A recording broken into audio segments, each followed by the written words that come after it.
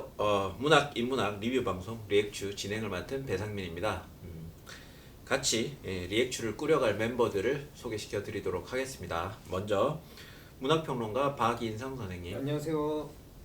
사회비평가 박권일 선생님, 안녕하세요. 마지막으로 문학평론가 심진경 선생님. 안녕하세요.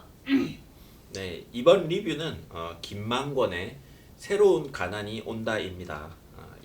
이 책의 저자는 지금 시대를 디지털 기반으로 한 제2기계 시대로 정의를 하고 새로운 관점에서 분배와 연대에 대한 이야기를 하고 있습니다. 이 책에 주장하는 바가 설득력이 있는지 리뷰를 한번 해보도록 하겠습니다. 먼저 20자평부터 시작하겠습니다. 먼저 박권일 선생님. 제 20자평은 눈물의 정치 철학자의 상냥한 미래학으로 하겠습니다. 너무 시적인데. 눈물의 정치 네. 철학자의 김만권 선생의 별명이 눈물의 정치 철학자라고 하더라고요. 강연 때 눈물을 자주 흘리셔가지고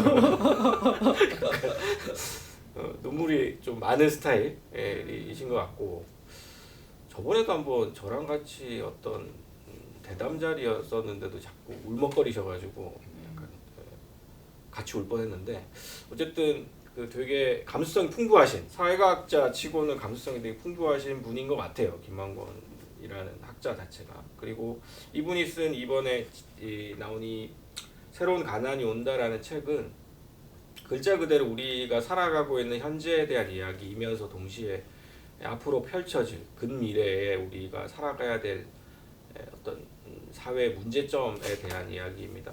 반면에 미래학이라고 제가 붙인 이유는, 우리가 보통 미래학이라고 얘기할 때 미래에 대해서 우리가 어떻게 대비를 할 것이고 무엇을 해서 돈을 벌고 뭐 이런 이제 소위 말하는 좀 실용적인 차원에서 얘기하는 것을 미래학이라고 하는데, 김만권이 여기서 하고 있는 얘기는 뒤에 남겨진, 뒤처져 있는 사람들이 어떻게 살아갈 것인가, 그리고 우리가 되돌아보지 못한 그런 사람들에 대해서 우리가 같이 한번 생각해 보자라는 상냥한 제안을 담고 있다는 점에서 그렇게 붙여봤습니다.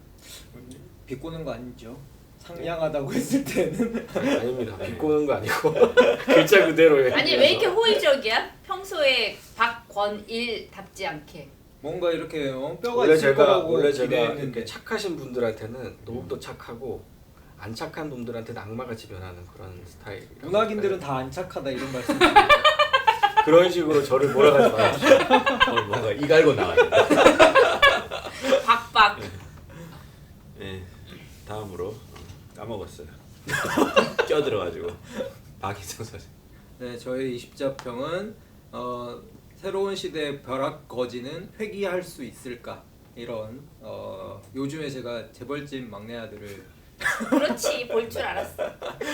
열심히 보고 있는데, 거기에 그 드라마를 보면서 드는 생각이, 결국에는 우리가 회귀하는 삶에 대한 환상에서 부자가 될 수 있는 선택지를 준다면 당신은 부자가 되지 않기를, 혹은 분배에 앞장설 수 있는 그런 착한 재벌이 되기를 선택할 수 있을까, 이런 이제 의구심을 들게 하는 작품인 거죠. 우리가 뭔가 생각하는 이제 더 나은 삶에 대한 상상력이 결국엔 나만 잘 살면 되는, 혹은 뭐 지금의 이 불평등이라고 하는 것 자체의 구조를 바꾸기보다는 그 안에서 어떻게 내가 성공하고 잘 먹고 잘 살 것인가 로 수렴해 갈 수밖에 없는 지금의 우리의 어떻게 보면 이 현실에 대한 상상력 같은 게, 뭐라고 표현해야 될까, 그냥 공감이 되니까 많이 보는 거라고 생각하거든요. 그것 이상의 뭔가를 자극한다기보다 그냥 그렇지, 우리가 다 그렇지, 우리 존재가 뭔가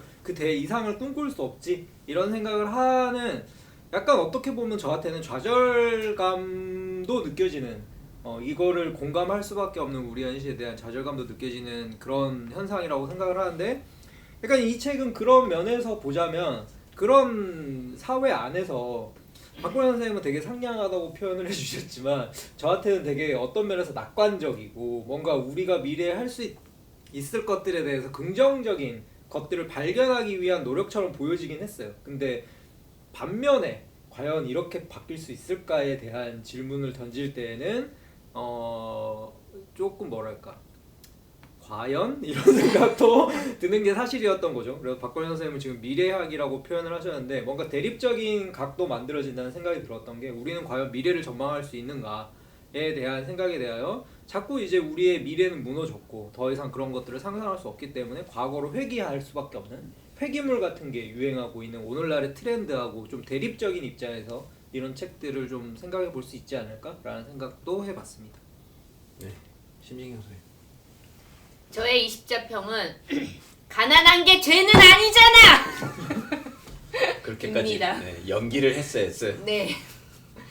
그러니까 여기서도 보면은 가난이 어느 순간부터 죄악시 되고 여기서 이제 그 송파 세모녀 그 이 죽음에 대한 얘기를 하면서 가난을 다 자기 탓으로 돌리고 그 남 탓, 사회 탓 하면은 그거는 무능력한 사람이고 그런 식의 낙인을 찍고 이런 사회 분위기에서 가난이라고 하는 것이 너무 지나치게 죄악시 되는 분위기가 있다라는 것.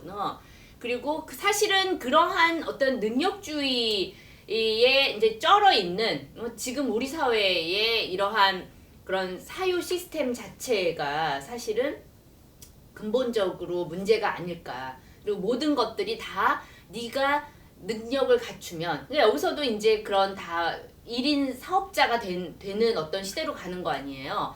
모두가 다 자기의 삶을 다 자기가 책임지고 그러니까는 이제 그런 어떤 그 상황에서 이 모든 것들에 대한 그 책임을 다 본인이 오롯이 지게 되는 이제 그런 상황에 대해서 이제 조금 비판을 많이 하시는 것 같아요. 그게 기본적으로. 그래서 예전에는 우리가 무슨 신경림 시인의 그런 노래도 있잖아요. 가난한 사랑 노래. 그러니까 거기 뭐 예찬까지는 아니라도 가난에 대한 그래도 가난한 사람들에 대한 연민과 공감과 애정과 뭐 그런 게 있었거든요. 기본 정서가. 근데 지금은 그 가난은 일종의 혐오의 대상이고 차별의 대상인 거예요. 그래서 사실은 어떤 점에서 보면 모든 인종, 뭐 젠더, 무슨 뭐 국적 이런 모든 어떤 그런 차별을 뛰어넘는 이 모든 차별을 다 이제 수렴하고 그거를 다 빨아들이는 차별은 가난 차별인 것 같아요. 제가 보기에는. 그래서 우리가 가난하다는 것에 대한 어떤 새로운 사유, 새로운 좀 인식을 할 필요가 있지 않나 이런 생각이 들었습니다. 뭐 일단 이 세 분 다 미래에 대한 상상력을 자극한다라는 점에서는 이 책에 대한 평가가 공통되고 있는 것 같습니다. 저도 그렇습니다. 다만 이 책이 저는 흥미로웠던 건 제도 밖에서 생각할 수 있는 여지를 주고 있다는 것. 왜냐하면 제도 안에 갇히면 아무것도 못하는데 제도 밖에서 새롭게 접근을 해야지만 우리 사회가 바뀔 수 있다라는 주장을 하고 있다는 게 저는 굉장히 매력적이었던 책인 것 같습니다. 네, 그러면 본격적으로 이 책에 대해서 이야기해 보도록 하겠습니다.